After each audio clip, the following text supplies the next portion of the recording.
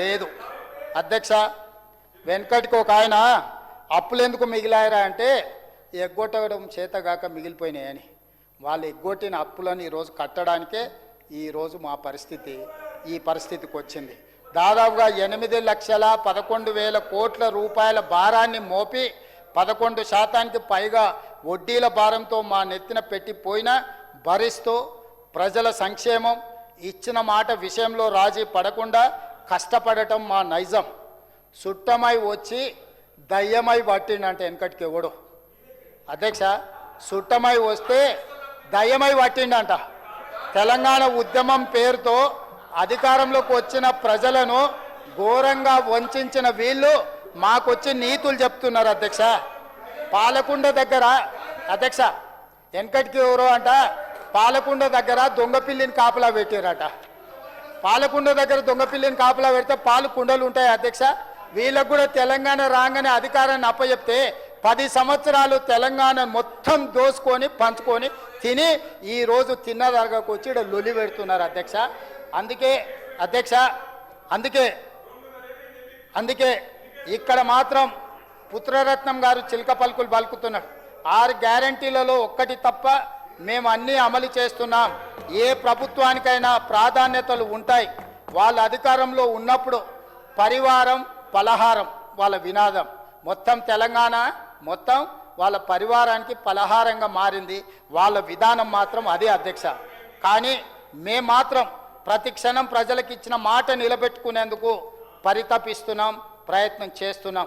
2 లక్షల రూపాయల రుణమాఫీ చేశాం. దీనికోసం ఏకంగా 21,616 కోట్ల రూపాయలు మేము చెల్లించినాం. సన్న బియ్యానికి బోనస్ ఇస్తున్నాం. ఏకకాలంలో ప్రతి రౌండ్ 9,000 కోట్ల రూపాయలు రైతు భరోసా పథకాన్ని అమలు చేస్తున్నాం. అదేవిధంగా అధ్యక్ష ప్రభుత్వం పరిపాలన చెయ్యాలి. ప్రజలకు సమాజానికి సదుపాయాలు మౌలిక సౌకర్యాలు కల్పించాలి. అంతేకాని ప్రజల వ్యక్తిగత జీవితాల్లోకి తొంగి చూడడం, ఎవరేం మాట్లాడుకుంటున్నారో దొంగచాటుగా వినడం చేయకూడదు. అటువంటి ప్రభుత్వాది నేతలు చరిత్రహీనులుగా మిగిలిపోతారు. ఇది మన కళ్ళ ముందే మనమే చూసిన సత్యం. సొంత ఇంటి ఆడబిడ్డ కూడా నా ఫోన్లు దొంగచాటుగా ఇన్నరని ఆరోపణ చేస్తుందంటే ఎంత నీచానికి దిగజారినరో ఈ ఒక్క ఉదాహరణ చాలు అధ్యక్ష. అదేవిధంగా అధ్యక్ష వాళ్ళ 10 ఏళ్ల కాలంలో రాష్ట్రంలో ఆడబిడ్డకు ఆత్మగౌరవం సంగతి దేవుడెరుగు, గుర్తింపే లేదు. ఆడబిడ్డల చీరల్లో సైతం స్కామ్లకు కమిషన్లకు పాల్పడ్డారు. బతుకమ్మ చీరల కమిషన్లు కొట్టేసినాడు. తెలంగాణ రాష్ట్రంలో ఉండే ఆడపిల్లలకు పంచిన బతుకమ్మ చీరలలో కూడా కమిషన్లు కొట్టిన వాళ్ళు ఆ చీరలు ఒంటి మీద కట్టుకోకుండా పొలాల దగ్గర పిట్టలను బెదిరించడానికి కట్టుకున్న పరిస్థితులు ఆనాడు చూసినాం.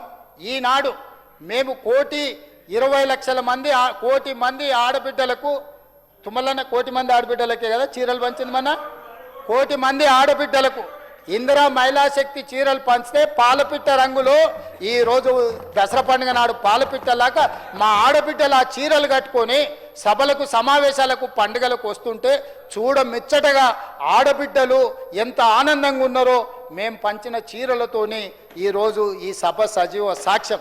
మా సీతక్క, మా మంత్రి సురేఖక్క కట్టుకున్నారు ఆ చీరలు. మా ఇంటి ఆడపడుచులు కూడా ఆ చీరలు కట్టుకునేంత గొప్పగా ఈరోజు పేదలకు, ఈరోజు ఆడబిడ్డలకు అన్నగా సారె పెట్టిన, పండుగ పూట చీర పెట్టిన దాన్నైనా వీళ్ళు అభినందించాలి కదా అధ్యక్ష. ఆడబిడ్డకు పెట్టిన చీర సారెతో సమానము. దాన్నన్నా అభినందించడానికి వీళ్ళకు ముందుకు రాలేదంటే వీళ్ళు ఎలాంటి మనస్తత్వం ఉన్నోళ్ళో ఒక్కసారి ఆలోచన చేయండి అధ్యక్ష.